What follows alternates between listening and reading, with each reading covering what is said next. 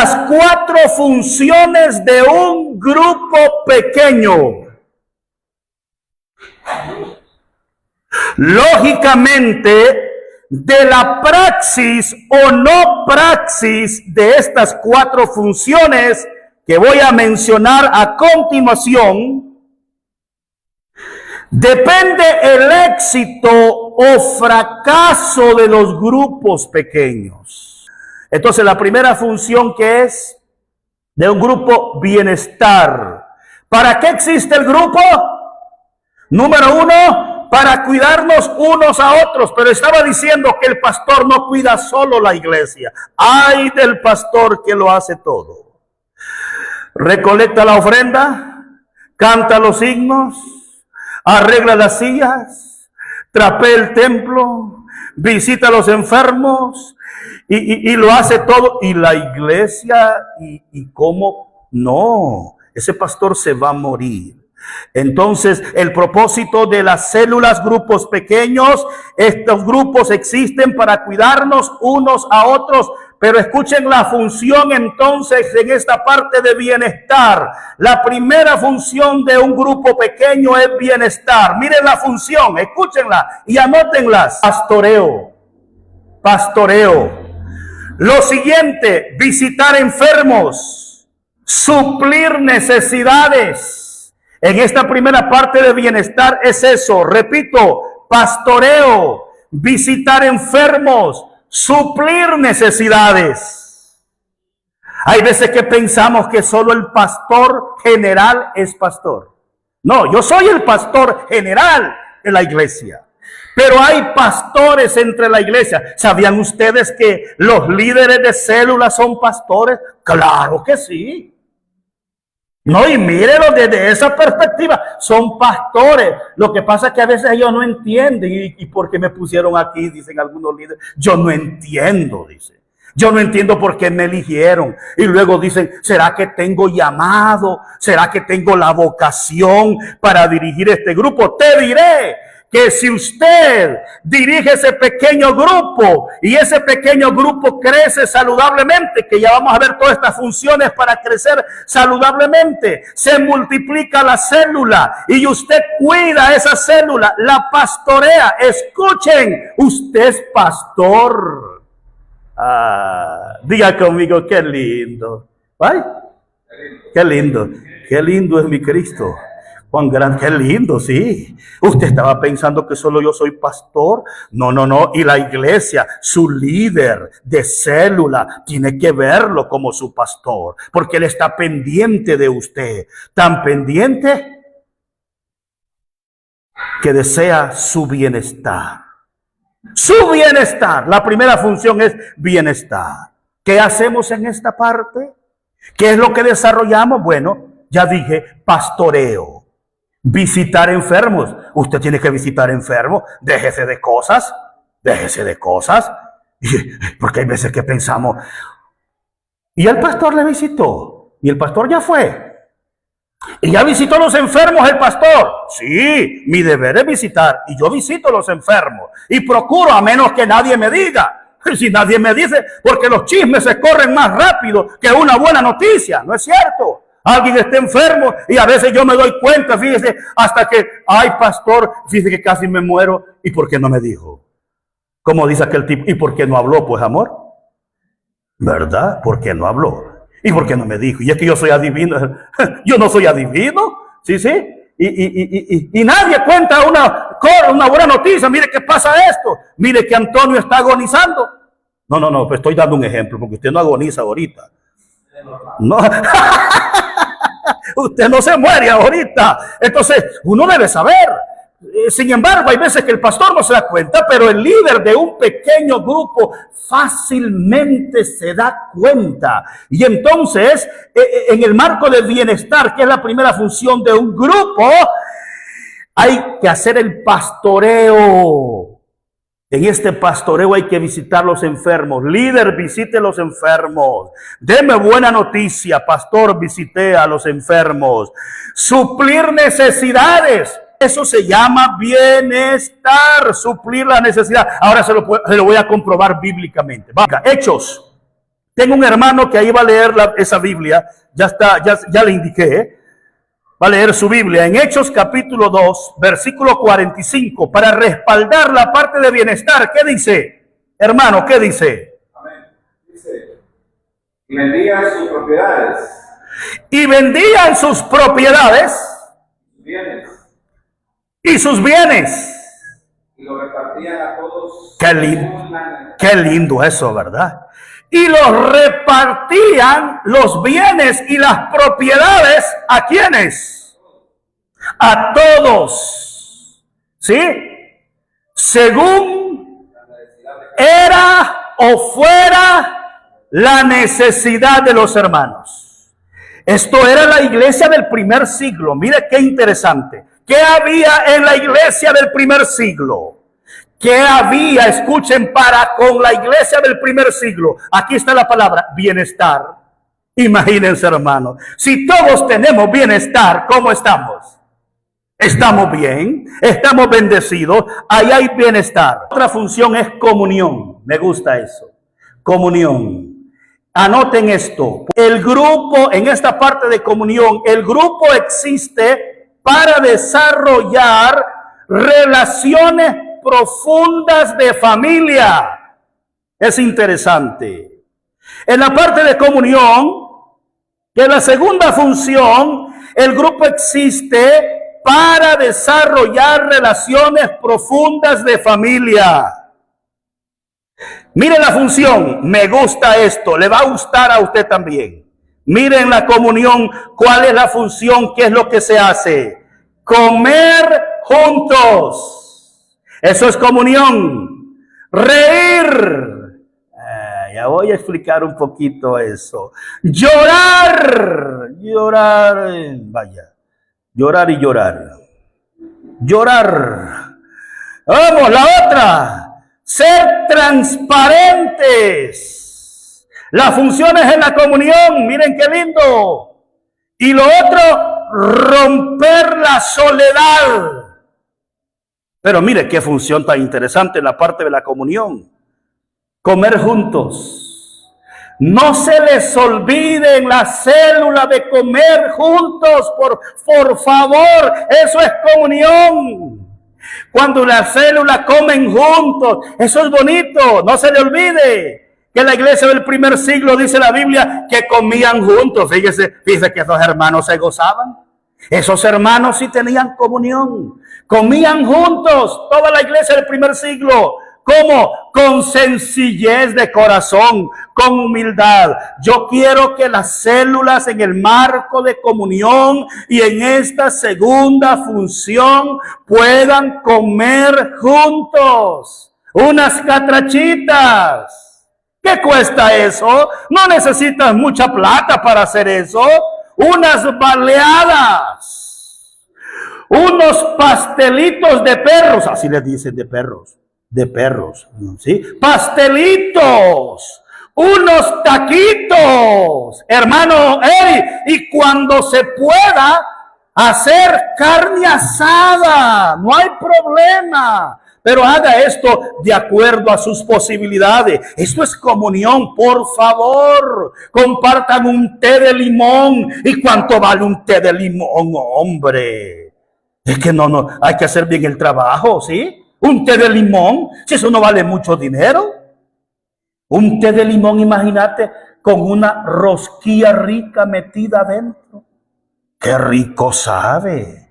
Un cafecito, un buen cafecito, como el café de Marcala, hermano Antonio. Sí, un buen café. Después de la reunión, cae bien. Hay que hacer eso. ¿Cómo se llama eso? Comunión. Sí, comer juntos. Lo otro, reír. Ríanse en la célula, por favor. Es que hay veces que solo... Discúlpeme, hermano. Todos sofisticados. Hola, usted. Y mirando, no, hombre. Suéltense en la célula. Ríanse. Como dijo Edmundo Guillén, hablando a los servidores. Dice Edmundo Guillén, lo estoy citando a él, ¿verdad? Dice, entrenando a los servidores, pelen la mazorca. Es decir, pelen los dientes, ríanse. ¿Sí?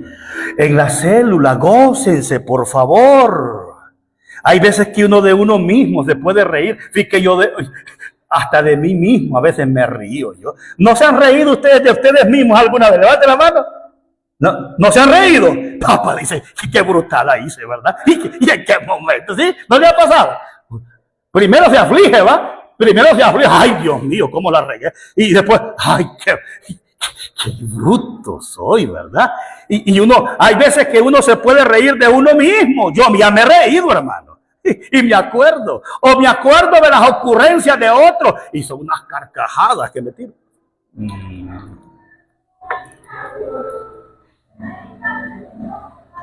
Pero miren, esto es comunión, hombre. Ríanse en la célula. ¿Sí? Joviales. Pero mire, hay gente que se ríe así y se tapa la boca. ¿Y para qué se tapa la boca?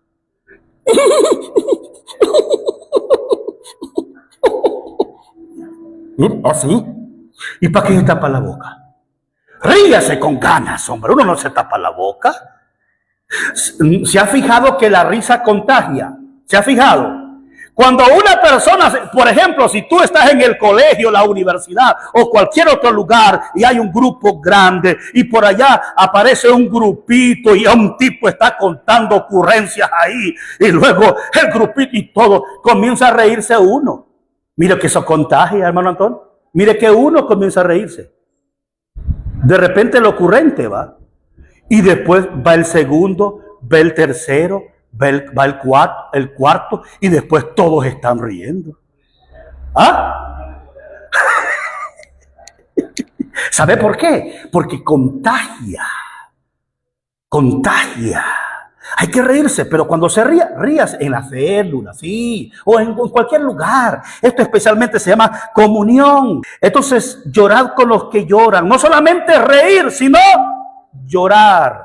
Lo otro, ser transparente o transparentes.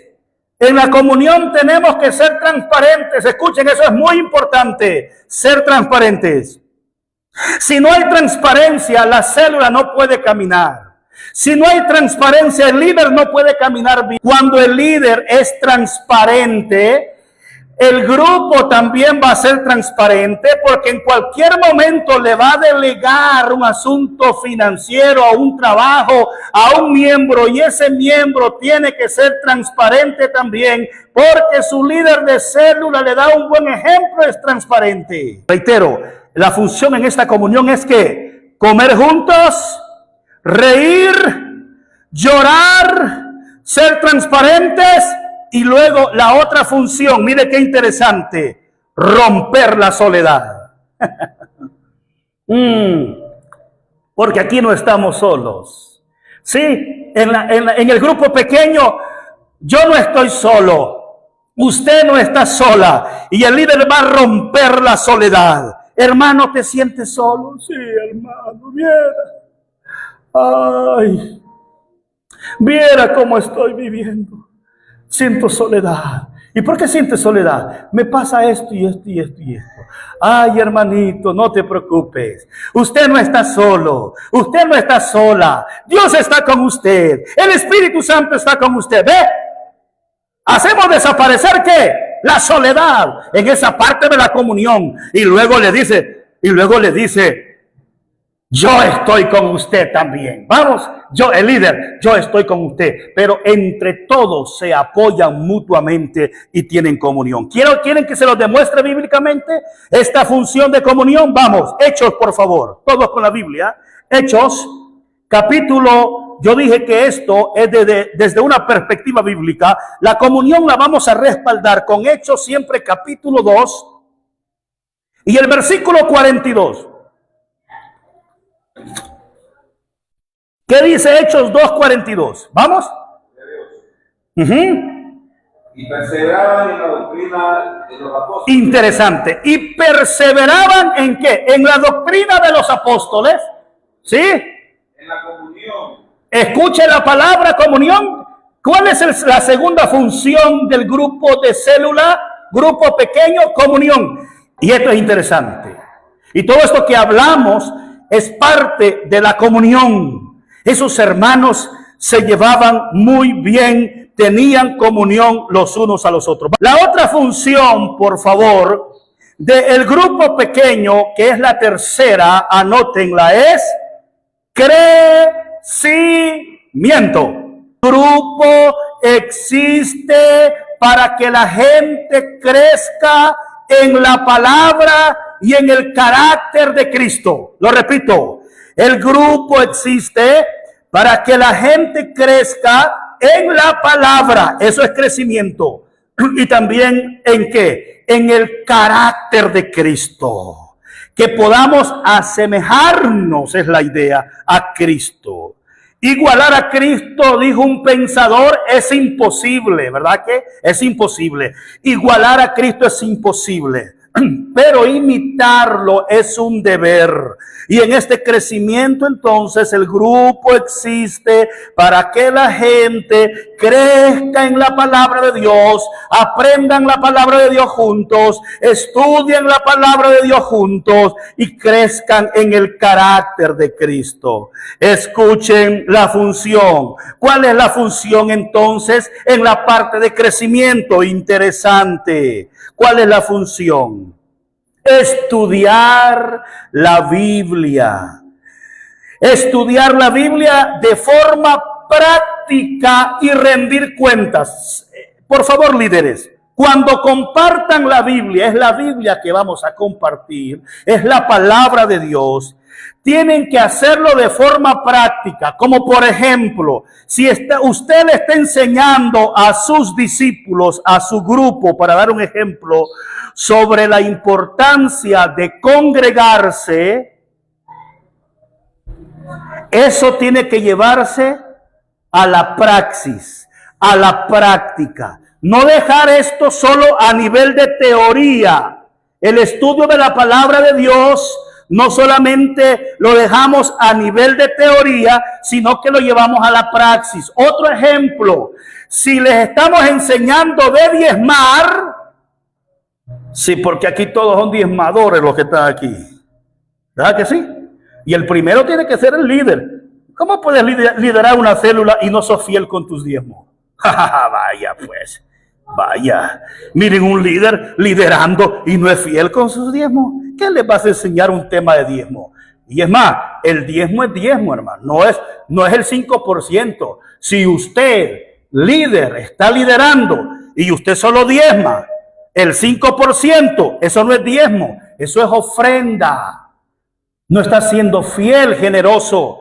¿Y cómo le va a enseñar sobre diezmo? Pero vamos a suponer entonces que el líder de célula es diezmador. Y viene usted y les traza a su grupo un tema de diezmo. Eso es teoría. La palabra tiene que transformarnos, cambiarnos. Y lo que nos transforma es la praxis, es decir, la práctica. Entonces, después que usted enseñó el tema en la célula de forma teórica, entonces usted se acerca a los hermanitos que les enseñó el tema de qué, del diezmo. Hermanito, ¿ya estás diezmando? ¿Sí? ¿Ya estás siendo fiel?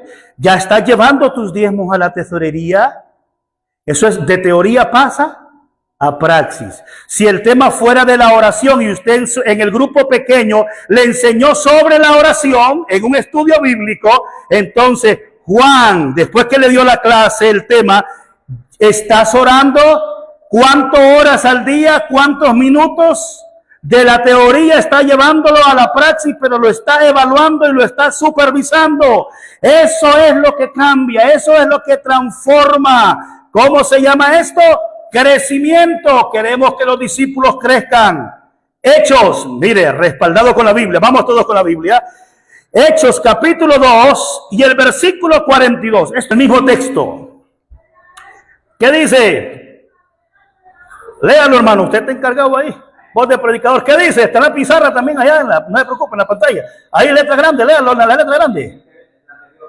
¿A usted le gusta su Biblia leer ahí? Sí, claro. Léame ahí otra vez. ¿Qué dice? Y perseveraban en la doctrina de los apóstoles. Ahí se me queda. Siéntese. ¿En qué perseveraban los hermanos del primer siglo?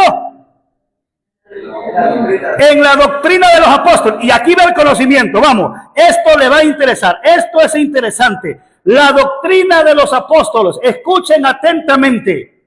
¿Cuál era la doctrina de los apóstoles? Porque usted encuentra y lee textualmente. Y perseveraban. Mire qué bonito.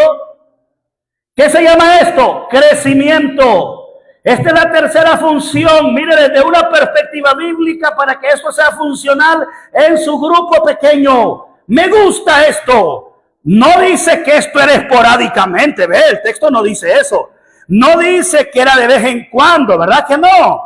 No dice cuando le daba la santa gana. No dice. Me gusta el término. Y es un verbo a la vez. ¿Qué dice? Y perseveraban. La iglesia del primer siglo. ¿En qué, hermanos? Me gusta esto porque lo voy a explicar. ¿Perseveraban dónde? Constantemente, constantemente, constantemente. Perseveraban la iglesia del primer siglo en la doctrina de los apóstoles. Coma. Porque ya hablamos de comunión, ¿sí? ¿Saben cuál era la doctrina de los apóstoles? Se los digo. Las enseñanzas, escuchen atentamente, que Jesucristo había dado a los 12 apóstoles. Esa era la doctrina de los apóstoles. Las enseñanzas que Jesucristo dio a quienes, a los 12 apóstoles. Pero escuchen esto muy atentamente. Y una vez que los apóstoles recibieron las enseñanzas de Jesús, ojo al texto, acá yo lo explico. Entonces las enseñanzas que los apóstoles recibieron de Jesús, ellos, los 12, las enseñaron a la iglesia del primer siglo. Eso es lo que se llama la doctrina de los apóstoles. Y me gusta porque la iglesia del primer siglo perseveraban en la doctrina. ¿Qué quiere decir esto? Que a los hermanos les gustaba el estudio bíblico. Qué lindo eso, ¿sí? Que a la iglesia del primer siglo le gustaba el discipulado, era un discipulado. Les encantaba reunirse y perseveraban en la doctrina de los apóstoles. A la iglesia del primer siglo le encantaba estudiar la palabra, las enseñanzas de Jesús, así como a ustedes les gusta, porque a ustedes les encanta, pero ustedes se desvelan por el estudio bíblico. A ustedes les encanta el estudio bíblico, los discipulados, por eso estamos como estamos, desnutridos, porque si usted no come la palabra, se va a desnutrir. Ellos no estaban desnutridos. Ahora bien, ¿cuál era esa doctrina? Esa es otra pregunta. Anótenlo si quieren. Los apóstoles enseñaban a la iglesia del primer siglo. Es interesante esto. La vida, la muerte y la resurrección de Jesucristo. Mire que eso era la doctrina. Qué interesante, mira la exégesis de eso. Perseveraban en la doctrina de los apóstoles. Pero la doctrina de los apóstoles, anote, era que enseñaban los apóstoles a la iglesia del primer siglo. Y que en eso perseveraba la iglesia del primer siglo. Los apóstoles enseñaban entonces la vida, la muerte y la resurrección de Jesucristo. Pero eso se queda corto si lo dejamos ahí. Y también les enseñaban a vivir la vida que vivió Jesús. Ahí era la transformación, porque no solamente escuchaban la doctrina, no solamente escuchaban esa doctrina de la vida de Jesús, cómo fue la vida de Jesús, esa doctrina de la muerte de Jesús, cómo fue la muerte, y esa doctrina de cómo fue la resurrección, sino que los apóstoles, en el marco de esa doctrina estaba la praxis, y le decían a los hermanos del primer siglo: ustedes tienen que vivir como vivió Jesús. Ahí va la praxis. Qué interesante eso. Doctrina de los apóstoles. Hermano Antonio, ¿qué le parece esa cosa? Uy, por eso es que eran los hermanos de la iglesia del primer siglo, tenían una transformación extraordinaria. Miren, hermanos, les voy a decir aquí entre nos, eran cristianos, hermano.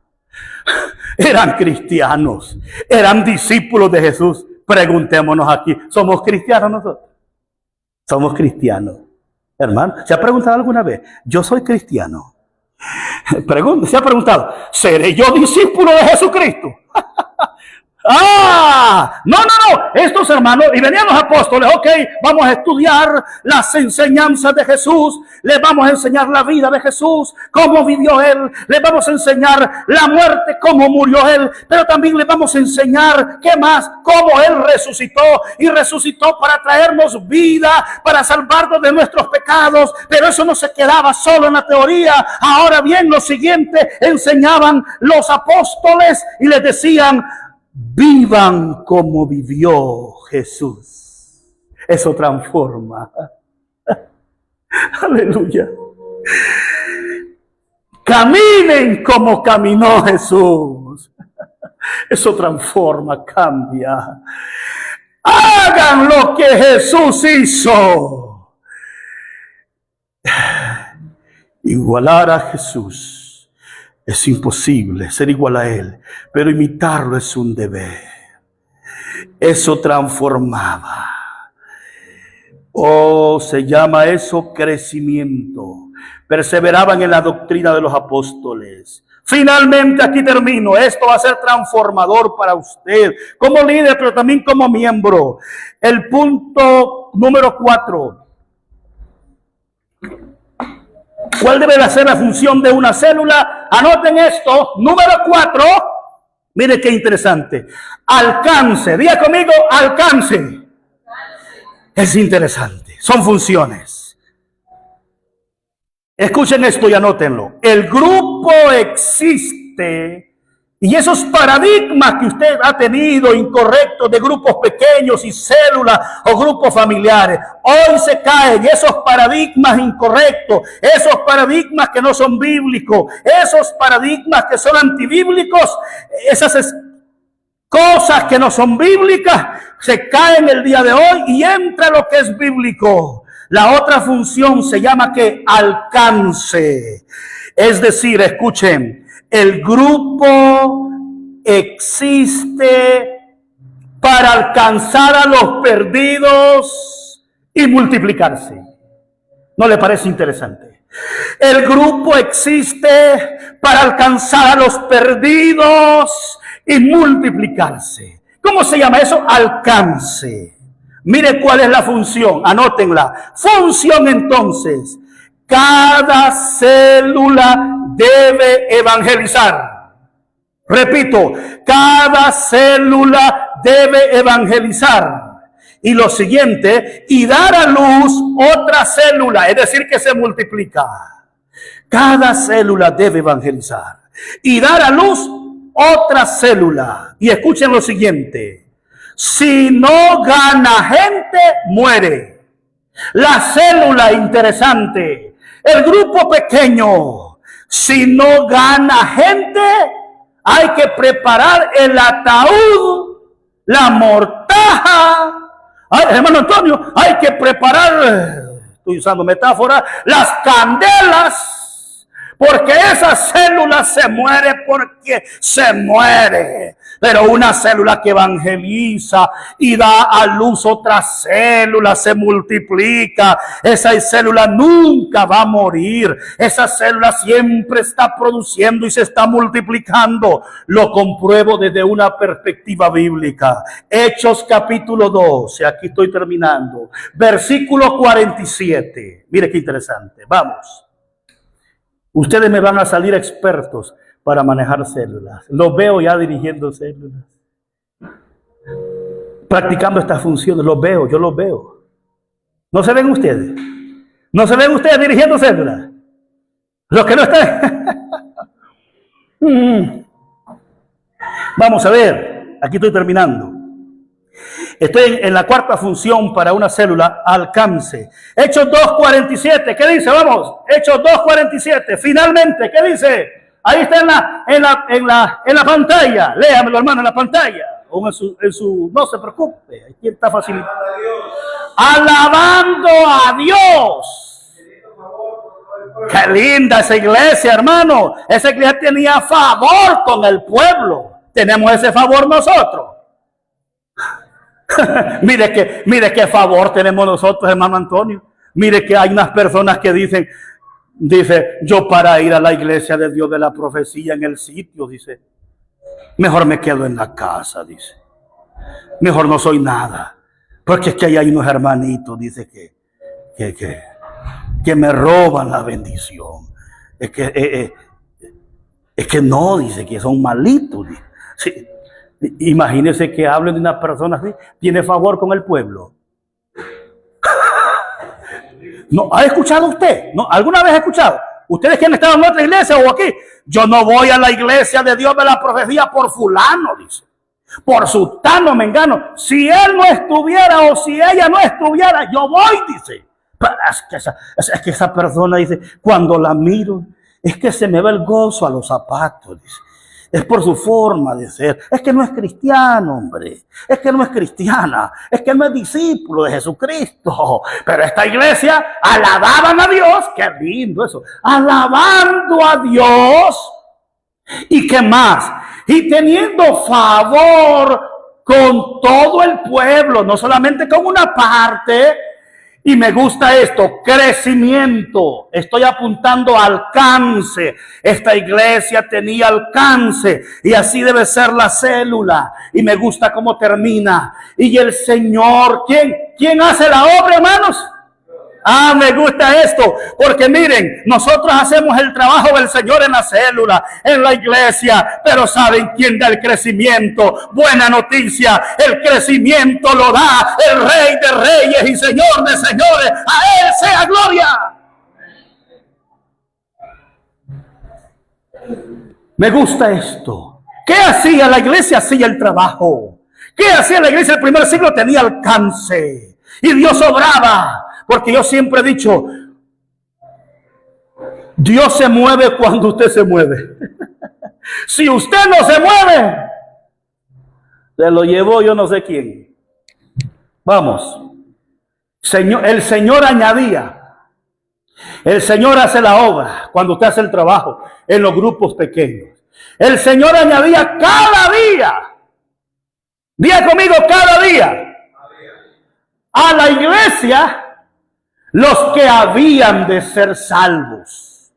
Nosotros hacemos el trabajo y vamos a tener alcance, pero siempre la gloria va a ser ¿para quién? Para el Señor, porque el Señor es quien da el crecimiento.